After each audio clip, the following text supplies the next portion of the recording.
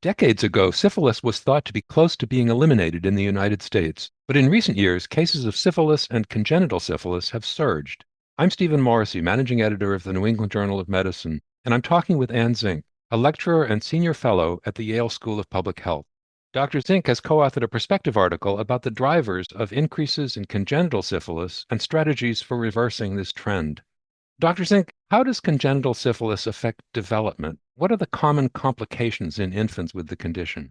I'm a practicing emergency medicine physician and never really saw syphilis, as far as I know, when I was in my training, but something I now see regularly. And unfortunately, congenital syphilis can have really detrimental impacts on the unborn, including stillbirth and then hepatosplenomegaly, skeletal deformities, hearing loss, blindness, etc.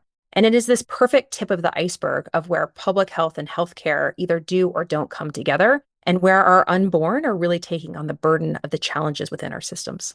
So after a peak in the early 1940s, you say in your article that cases of syphilis dropped rapidly. What accounted for that decline? There was really tremendous work happening within the public health sector in the early 1930s and 40s to address syphilis and congenital syphilis. So everything from premarital laws to get tested for syphilis prior to getting married, as well as prenatal testing. As probably most of your listeners know, syphilis is treated with the oldest antibiotic, with penicillin, and we've had testing for it for a long time. And so once we had good antibiotics and good testing, there was a real concerted effort across the country to address syphilis and to start to test people early and to treat. And we saw a tremendous decline. It was a huge success within public health. Unfortunately, as you mentioned earlier, we're starting to see that hard-won effort reverse, and we're starting to see both an increase in syphilis as well as congenital syphilis cases. So what factors have contributed to that reversal? That's interesting. I was having a conversation actually with Dr. Walensky, and we don't have a good sense of what it takes to keep diseases at bay. We have a lot of structures and setups to address new diseases. But cases like syphilis are things that we've kind of put in our past. And while we had it in our past, it has become somewhat forgotten. So there's, I think, a bunch of different things that have led to this rise in increased syphilis cases. First is just awareness, and that's why I appreciate the publication of this and this podcast to help clinicians understand how syphilis is really on the rise. Not included in this paper, but a recent publication from Alaska's Department of Health in their EPI bulletins.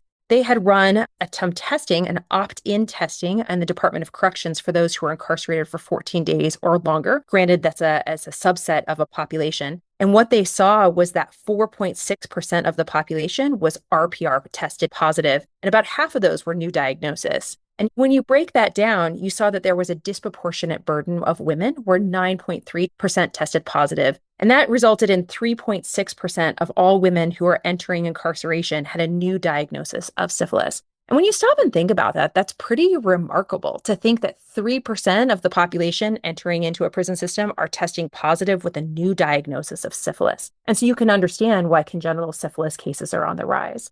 This is complicated by the turnaround time for testing, the lack of facilities using point of care testing for syphilis testing, the very limited treatment supply opportunities that are available. We have one manufacturer of the penicillin in the country, which has been an incredibly short supply. And there's been some efforts to address this, but this continues to be a problem, as well as the lack of public health funding, as well as insurance funding for disease investigation to understand who else might be at risk and treating people early. You've mentioned point of care testing. Moving forward, what kinds of policies or programs could help advance testing across the board?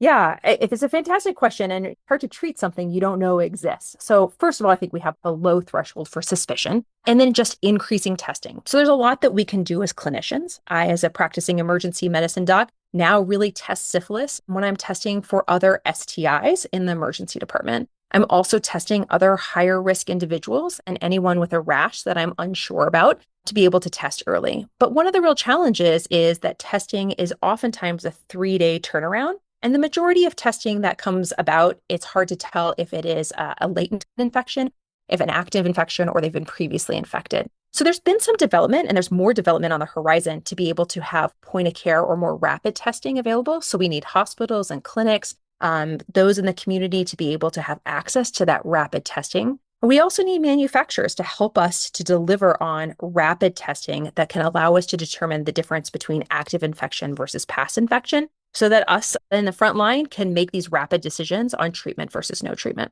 And then, speaking of treatment, How could gaps in access to treatment and in treatment completion be addressed? It's surprising to me that our oldest antibiotic, which should probably be cheaper than the vial that it comes in, is still so hard to come by in this country.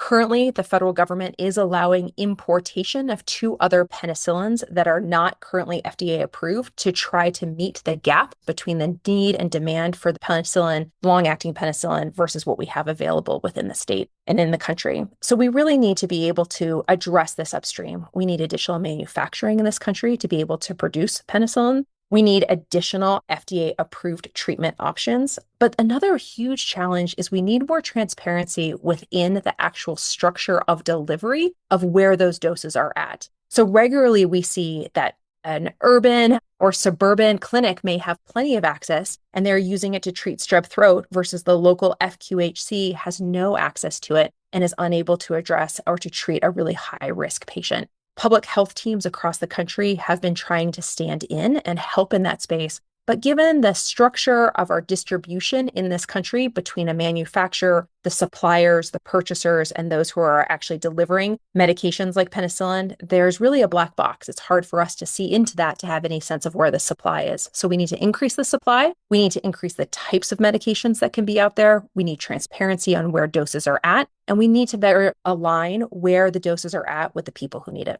Finally, what types of interventions could be implemented to prevent and to identify and treat congenital syphilis specifically? Congenital syphilis specifically very much needs to have this whole person and whole mother approach. So we've talked about just general syphilis cases. And if we decrease the total number of syphilis cases, there's less chance that a pregnant mom is going to have syphilis. So the burden lies both on men and women, as well as those who are treating people across the board. So if people are starting a new family or in a new relationship, getting tested early will help to reduce the risk that that mother may be exposed to syphilis during their pregnancy. But then also during pregnancy to be able to test for syphilis. So currently, the ACOG recommendations are not aligning with the USTP recommendations. So we need to make sure that we are testing regularly for syphilis during pregnancy, particularly high-risk individuals, a third trimester testing as well. And this can be a real challenge when patients are having a harder time accessing prenatal care. So efforts to be able to be done to increase prenatal care testing as well as access